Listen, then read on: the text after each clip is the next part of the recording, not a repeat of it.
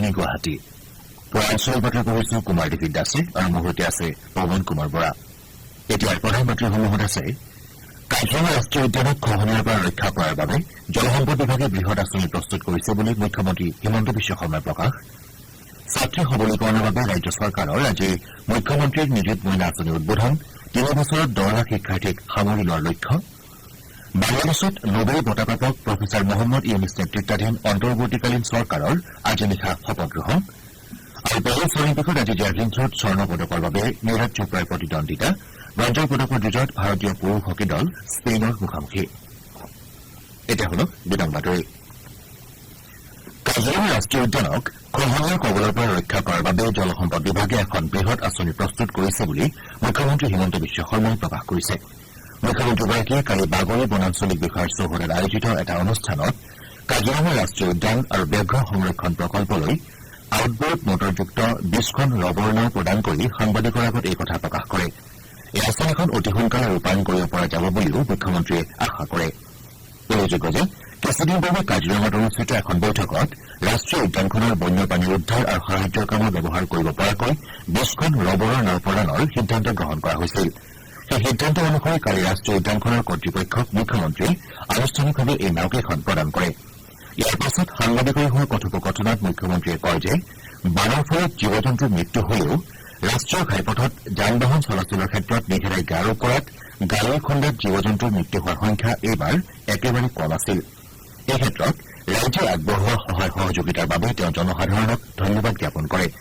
এই কাৰ্যসূচীত অংশগ্ৰহণ কৰাৰ পাছত মুখ্যমন্ত্ৰীয়ে কলিয়াবৰৰ হাতীমূৰাৰ ভগ্ন মথাউৰি আৰু অস্থায়ী সুৰক্ষা বান্ধৰ নিৰ্মাণ কাৰ্য পৰিদৰ্শন কৰে। মথাউৰিটো পৰিদৰ্শন কৰাৰ পাছত সাংবাদিকৰ সৈতে হোৱা বাৰ্তালাপত তেওঁ কলিয়াবৰত যাতে ভৱিষ্যতে পুনৰ বানৰ সৃষ্টি নহয় তাৰ সম্পূৰ্ণ ব্যৱস্থা গ্ৰহণ কৰা হ'ব বুলি আশ্বাস প্ৰদান কৰে। তেওঁ অতি কম সময়ৰ ভিতৰতেই মথাউৰি ভঙা স্থানত অস্থায়ী বান্ধ নিৰ্মাণ সম্পূৰ্ণ কৰি তোলাৰ বাবে জলসম্পদ বিভাগক ধন্যবাদ জ্ঞাপন কৰে। ৰাজ্যৰ ছাত্ৰীসকলৰ সবলীকৰণ, উচ্চ শিক্ষাৰ বাট প্ৰশস্তকৰণ আৰু বাল্য বিবাহ ৰোধৰ উদ্দেশ্যে মুখ্যমন্ত্ৰী হিমন্ত বিশ্ব শৰ্মাই আজি লোকসভা ভৱনত মুখ্যমন্ত্ৰীৰ নিযুত মইনা আঁচনিক উদ্বোধন কৰিব। এই আঁচনিখনে অহা 3 বছৰত 10 লাখ ছাত্ৰীক সামৰি ল'ব। সকলো পৰিয়ালৰ কন্যাৰ বাবে উপলব্ধ হ'বলগীয়া আঁচনিখনৰ অধীনত একাদশ শ্ৰেণীত নামভৰ্তি কৰা প্ৰতিগৰাকী যোগ্য ছাত্ৰীয়ে 10 মাহলৈ মাহিলী 1000 টকাকৈ, স্নাতক প্ৰথম বৰ্ষত নামভৰ্তি কৰা যোগ্য ছাত্ৰীয়ে 10 মাহলৈ মাহিলী 1250 টকাকৈ আৰু স্নাতকোত্তৰ প্ৰথম বৰ্ষত নামভৰ্তি কৰা ছাত্ৰীয়ে 10 মাহলৈ মাহিলী 2500 টকাকৈ লাভ কৰিব। এইবাৰ অসম চৰকাৰে এটা বিজ্ঞপ্তিযোগে প্ৰকাশ কৰিছে যে স্নাতকোত্তৰ আৰু BEd শিক্ষাৰ্থীৰ বাহিৰে আন বিবাহিতা ছাত্ৰী কিংবা চাকৰিয়াল BEd শিক্ষাৰ্থী, মন্ত্ৰী, সাংসদ, বিধায়কৰ কন্যা, বাণীকান্ত কাকতি বঁটাৰ অধীনত স্কুটাৰ লাভ কৰা ছাত্ৰীসকল এই আঁচনিৰ বাবে যোগ্য বিবেচিত নহ'ব। ফেব্ৰুৱাৰী মাহৰ ভিতৰত আৰু 600গৰাকী বন সুৰক্ষা বাহিনীৰ জোৱানৰ নিযুক্তি প্ৰক্ৰিয়া আৰম্ভ কৰা হ'ব বুলি মুখ্যমন্ত্ৰী হিমন্ত বিশ্ব শৰ্মাই ঘোষণা কৰিছে। গোলাঘাট জিলাৰ দেৰগাঁৱৰ লাচিত বৰফুকন পুলিচ একাডেমীত অসম বন সুৰক্ষা বাহিনীৰ কনিষ্টেবলৰ দীক্ষান্ত সমাৰোহত অংশগ্ৰহণ কৰি কালি তেওঁ এই কথা ঘোষণা কৰে। লগতে লাচিত বৰফুকন পুলিচ একাডেমীৰ নৱনিৰ্মিত ভৱন অহা অক্টোবৰ মাহত উদ্বোধন কৰা হ'ব বুলিও তেওঁ কয়।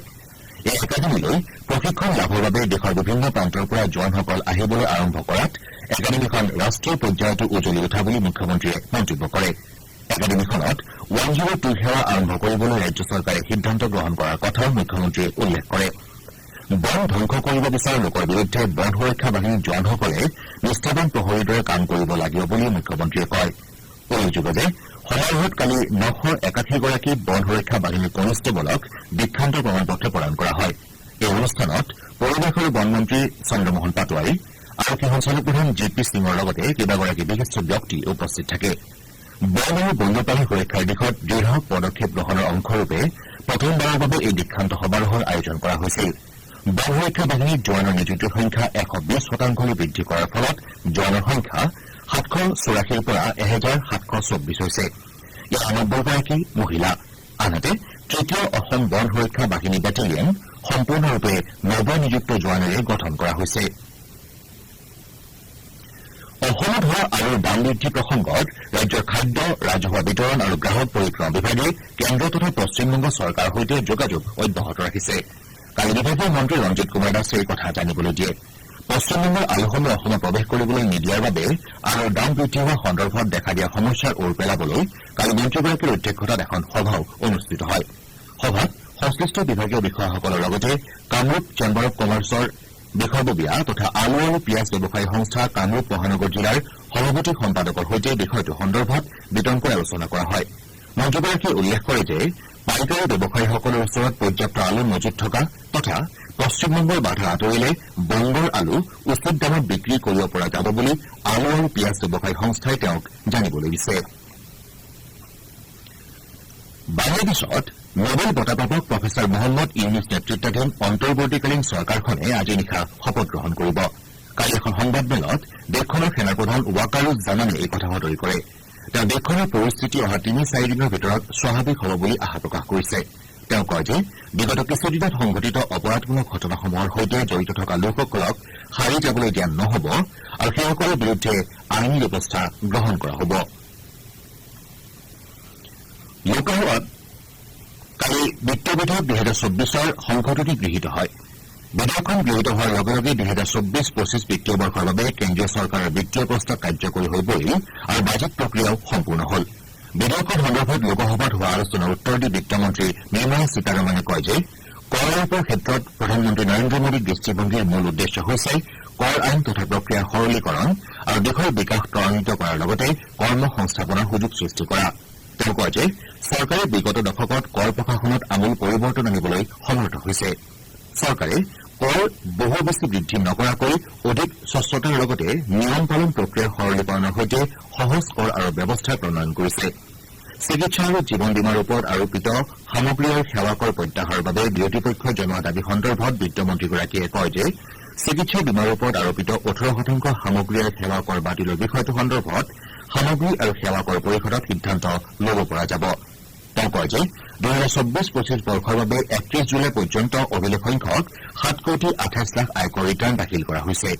আয়কৰ ৰিটাৰ্ণ দাখিলৰ এই সংখ্যা যোৱা বৰ্ষৰ তুলনাত ৭.৫% অধিক।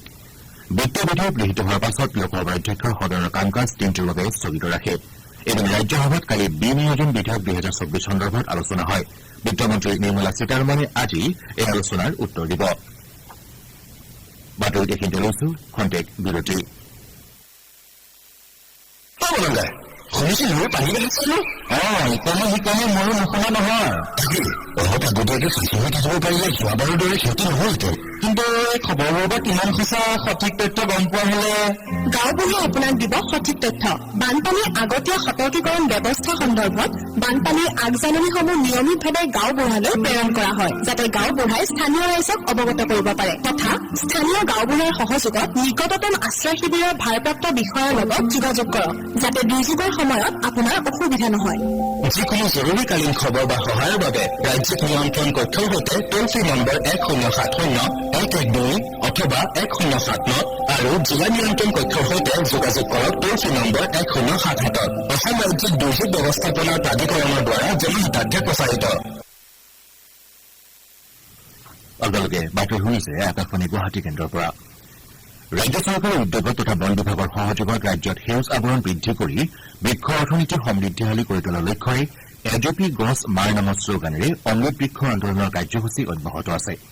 1 পৰা 15 আগষ্টলৈকে চলা এই কাৰ্যসূচীৰ অংশস্বৰূপে কালি যোৰহাটত পৰিৱেশ আৰু বন বিভাগৰ মন্ত্ৰী চন্দ্ৰমোহন পাটোৱাৰীৰ উপস্থিতিত এখন গুৰুত্বপূৰ্ণ পৰ্যালোচনা সভা অনুষ্ঠিত হয়। যোৰহাট আৱৰ্ত ভৱনত অনুষ্ঠিত সভাখনত মন্ত্ৰীগৰাকীয়ে ৰাজ্য চৰকাৰৰ সুদূৰপ্ৰসাৰী চিন্তাৰ শলাগ লোৱাৰ লগতে সকলোকে গছপুলি ৰোপণৰ ভাগ লৈ অমৃত বৃক্ষ আন্দোলন সফল কৰি তুলিবলৈ আহ্বান জনায়। মৰাণী সমষ্টি বিধায়ক ৰূপজ্যোতি কুৰ্মীৰ লগতে বিভিন্ন বিভাগীয় বিষয়া উপস্থিত থকা পৰ্যালোচনা সভাখনত জিলা আয়ুক্তগৰাকীয়ে জনায় যে যোৰহাটত প্ৰায় 12,79,065টা গছপুলি ৰোপণৰ লক্ষ্য লোৱা হৈছে আৰু 8,94,274টা গছপুলি ইতিমধ্যে বিতৰণ কৰা হৈছে। জেভলিন থ্ৰৰ যোৱাবাৰৰ অলিম্পিক চেম্পিয়ন নীৰজ চোপ্ৰাই আজি নিশা খিতাপ ৰক্ষাৰ যুঁজত অৱতীৰ্ণ হ'ব। আনহাতে ভাৰতীয় পুৰুষ হকী দল আজি বিয়লি ব্ৰঞ্জৰ পদকৰ যুঁজত স্পেইনৰ সন্মুখীন হ'ব। মল্লযুদ্ধত বৰ্তি থকা একমাত্ৰ পুৰুষ মল্লযোদ্ধা আমন শ্বেৰহাৱত আজি বিয়লি পুৰুষৰ 57 কিলোগ্ৰাম ওজন শাখাৰ ফ্ৰী ষ্টাইল শিতানত অৱতীৰ্ণ হোৱাৰ বিপৰীতে মহিলা মল্লযোদ্ধা আংশুৱে 57 কিলোগ্ৰাম ওজন শাখাৰ ফ্ৰী ষ্টাইল শিতানত দেশক প্ৰতিনিধিত্ব কৰিব। ইফালে টকিঅ' অলিম্পিকত ৰূপৰ পদক বিজেতা এছ মীৰাবাই চানুৱে কালি মহিলাৰ 49 কিলোগ্ৰাম ওজন ঢাকাৰ ফাইনেলত চতুৰ্থ স্থান আৰু অবিনাশ চাওলেই পুৰুষৰ 3000 মিটাৰ ষ্টিপল চেৰিয়ত একাদশ স্থানতে সন্তুষ্ট হ'বলগীয়া হয় আনহাতে পেৰিছ অলিম্পিকৰ মহিলা মল্লযোদ্ধা বিনেশ ফগটক কালি সামান্য পৰিমাণে ওজন বৃদ্ধিৰ পৰিপ্ৰেক্ষিতত 50 কিলোগ্ৰাম ওজন ঢাকাৰ ফ্ৰী ষ্টাইল শিতানৰ ফাইনেল খেলৰ পূৰ্বে অযোগ্য ঘোষণা কৰা সিদ্ধান্তৰ বিৰুদ্ধে খেলুৱৈগৰাকীয়ে ক্ৰীড়া সালিচী আদালতত আবেদন দাখিল কৰিছে খেলুৱৈগৰাকীয়ে তেওঁক যুটীয়াভাৱে ৰূপৰ পদক প্ৰদান কৰিবলৈ দাবী জনাইছে লগতে ফগটে সামাজিক মাধ্যমযোগে তেওঁৰ অৱসৰৰ কথাও ঘোষণা কৰিছে ভাৰতৰ বিৰুদ্ধে অনুষ্ঠিত তিনিখনীয়া এদিনীয়া ক্ৰিকেট শৃংখলাত শ্ৰীলংকা 2-0 ব্যৱধানত জয়ী হৈছে কালি কলম্বোত অনুষ্ঠিত শৃংখলাৰ অন্তিমখন খেলত শ্ৰীলংকা 110 ৰানত জয়ী হয় প্ৰথমে বেটিং কৰা শ্ৰীলংকাই আবিষ্কা ফাৰ্ণাণ্ডোৰ 96 আৰু কুশল মেণ্ডিছৰ 59 ৰানৰ সহায়ত নিৰ্ধাৰিত অভাৰত 7 উইকেট হেৰুৱাই 248 ৰান সংগ্ৰহ কৰে প্ৰত্যুত্তৰত ভাৰতে 26 অভাৰ আৰু এটা বলত 3টা উইকেট হেৰুৱাই মাত্ৰ 138 ৰানহে কৰিবলৈ সক্ষম হয় আবিষ্কা ফাৰ্ণাণ্ডোলৈ প্লেয়াৰ অব দ্য মেচ আৰু দিনিথ ৱেলালেগালৈ শৃংখলাৰ শ্ৰেষ্ঠ খেলুৱৈৰ বঁটা আগবঢ়োৱা হয় শৃংখলাৰ প্ৰথমখন খেল টাই হোৱাৰ বিপৰীতে দ্বিতীয়খনত শ্ৰীলংকা 32 ৰানত জয়ী হৈছিল উল্লেখ্য যে কালি খেলখনতে অসম সন্তান ৰিয়ান পৰাগৰ আন্তৰ্জাতিক এদিনীয়া ক্ৰিকেটত অভিষেক ঘটে খেলখনত ৰিয়ানে 3টা উইকেট দখল কৰাৰ লগতে 15 ৰান কৰিবলৈ সক্ষম হয় এতিয়া আপোনাক আজি গুৱাহাটীৰ পৰা প্ৰকাশিত বাতৰি কাকতসমূহৰ প্ৰথম পৃষ্ঠাৰ মুখ্য বাতৰিত চমু অৱলোকন পৱন কুমাৰ বৰাৰ পৰা চুবুৰীয়া ৰাষ্ট্ৰ বাংলাদেশৰ সাম্প্ৰতিক পৰিস্থিতিক লৈ এটা বাতৰি দৈনিক অসম কাকতে প্ৰথম পৃষ্ঠাত বিস্তৃতভাৱে প্ৰকাশ কৰিছে অশান্ত বাংলাদেশৰ দায়িত্ব মোবাইলজয়ী শিৰোনামেৰে বাতৰিটোত আজি বাংলাদেশত শপত ল'ব লগা অন্তৰ্বৰ্তীকালীন চৰকাৰৰ নেতৃত্ব নোবেল বঁটা বিজয়ী বিশিষ্ট অৰ্থনীতিবিদ মহম্মদ ইউনুছে ল'ব বুলি প্ৰকাশ কৰিছে অসমৰ প্ৰতিদিন কাকতে দেৰগাঁৱৰ লাচিত বৰফুকন পুলিচ একাডেমীৰ দীক্ষান্ত সমাৰোহত মুখ্যমন্ত্ৰী হিমন্ত বিশ্ব শৰ্মা উপস্থিত থকা বাতৰিটো প্ৰথম পৃষ্ঠাত স্থান দিছে বন সুৰক্ষা বাহিনীৰ 940 গৰাকী জোৱানে অংশগ্ৰহণ কৰা দীক্ষান্ত সমাৰোহত বনজ সম্পদ ৰক্ষা কৰিব পৰা নহলে মানৱ জাতিৰ ভৱিষ্যত ভয়াৱহ হ'ব বুলি মুখ্যমন্ত্ৰীগৰাকীয়ে মত প্ৰকাশ কৰে অসম সন্তান ৰিয়ান পৰাগে এদিনীয়া ক্ৰিকেটৰ অভিষেক মেচত দুৰ্দান্ত প্ৰদৰ্শনেৰে উজলি উঠা বাতৰিটো দৈনিক জনমভূমি কাকতে প্ৰথম পৃষ্ঠাত প্ৰকাশ কৰিছে উল্লেখযোগ্য যে শ্ৰীলংকাৰ বিৰুদ্ধে কালি খেলখনত ৰিয়ান পৰাগে 3টা উইকেট লাভ কৰিবলৈ সমৰ্থ হয় একেটা বাতৰিকে দৈনিক অগ্ৰদূত কাকতে এদিনীয়া অভিষেক মেচতে দুৰ্দান্ত বলিঙেৰে মূল একাদশলৈ ৰিয়ান শিৰোনামেৰে প্ৰকাশ কৰিছে আমাৰ অসম কাকতে প্ৰথম পৃষ্ঠাত বাংলাদেশৰ প্ৰধানমন্ত্ৰী শ্বেখ হাছিনাই দেশখনৰ পৰা পলায়ন কৰি মধ্যপ্ৰাচ্যত আশ্ৰয় ল'বগৈ বুলি এটা বাতৰি প্ৰকাশ কৰিছে চুবুৰীয়া ৰাষ্ট্ৰ বাংলাদেশৰ অস্থিৰতাৰ সুযোগ লৈ বাংলাদেশৰ পৰা পলায়ন কৰা লোকসকলে অসমত প্ৰৱেশৰ চেষ্টা কৰা বাতৰি নিয়মীয়া বাৰ্তা কাকতখনে প্ৰথম পৃষ্ঠাত স্থান দিছে মাত্ৰ 100 গ্ৰাম ওজন বৃদ্ধিৰ অভিযোগত অলিম্পিক ফাইনেল খেলিবলৈ অযোগ্য ঘোষিত বিনেশ ফগটৰ বাতৰিটোক দি আছাম ট্ৰিবিউন কাকতে প্ৰথম পৃষ্ঠাত প্ৰকাশ কৰিছে একেটা বাতৰিকে দ্য চেণ্টিনেল কাকতেও প্ৰথম পৃষ্ঠাত প্ৰকাশ কৰিছে এই ঘটনাই দেশজুৰি প্ৰতিক্ৰিয়া সৃষ্টি কৰা বাতৰিটোত প্ৰকাশ পাইছে আজি প্ৰকাশিত অন্যান্য বাতৰিৰ ভিতৰত আছে 3 ছেপ্টেম্বৰত ৰাজ্যসভা নিৰ্বাচন মহানগৰীত কৃত্ৰিম বানৰ বাবে প্ৰতিবাদ আচুৰ বিনেশ ফগটক অযোগ্য ঘোষণা কৰাত উত্তাল সংসদ ইত্যাদি এয়াই আছিল আজি গুৱাহাটীৰ পৰা প্ৰকাশিত বাতৰি কাকতসমূহৰ প্ৰথম পৃষ্ঠাৰ বাতৰিত চমু অৱলোকন ধন্যবাদ আগৰখন গুৱাহাটী কেন্দ্ৰৰ মাইথাকাৰ কণ্ঠস্বৰ পৰীক্ষা অৰ্থাৎ অডিশ্যনৰ বাবে নিৰ্দিষ্ট কৰা দিনৰ সাল সলনি ঘটোৱা হৈছে মাইথাকাৰ পৰা জনোৱা মতে অনিবাৰ্য কাৰণবশতঃ পূৰ্ব ঘোষিত কণ্ঠস্বৰ পৰীক্ষাৰ সূচী নতুনকৈ ঘোষণা কৰা হৈছে নতুন তাৰিখ অনুসৰি অহা 3 ছেপ্টেম্বৰৰ পৰা 20 ছেপ্টেম্বৰলৈকে এই অডিশ্যন সম্পন্ন হ'ব নতুনকৈ আবেদন কৰা শিশু শিল্পী আৰু বি গ্ৰেডৰ উপৰি বি হাই গ্ৰেডৰ বাবেও একেলগে অডিশ্যন সম্পন্ন হ'ব প্ৰাৰ্থীসকললৈ কণ্ঠস্বৰ পৰীক্ষাৰ প্ৰৱেশপত্ৰ ডাকযোগে পঠিওৱা হ'ব আৰু প্ৰত্যেকৰে মোবাইলত অডিশ্যনৰ তাৰিখ আৰু সময় সম্পৰ্কে বাৰ্তা প্ৰেৰণ কৰা হ'ব বাতৰি সামৰাৰ পূৰ্বে প্ৰধান বাতৰিকেইটা পুনৰবাৰ কাজিৰঙা ৰাষ্ট্ৰীয় উদ্যানক খৰালিৰ পৰা ৰক্ষা কৰাৰ বাবে জলসম্পদ বিভাগে বৃহৎ আঁচনি প্ৰস্তুত কৰিছে বুলি মুখ্যমন্ত্ৰী হিমন্ত বিশ্ব শৰ্মাৰ প্ৰকাশ ছাত্ৰ সবলীকৰণৰ বাবে ৰাজ্য চৰকাৰৰ আজি মুখ্যমন্ত্ৰী নিযুত মইনা আঁচনিৰ উদ্বোধন 3 বছৰত 10 লাখ শিক্ষাৰ্থী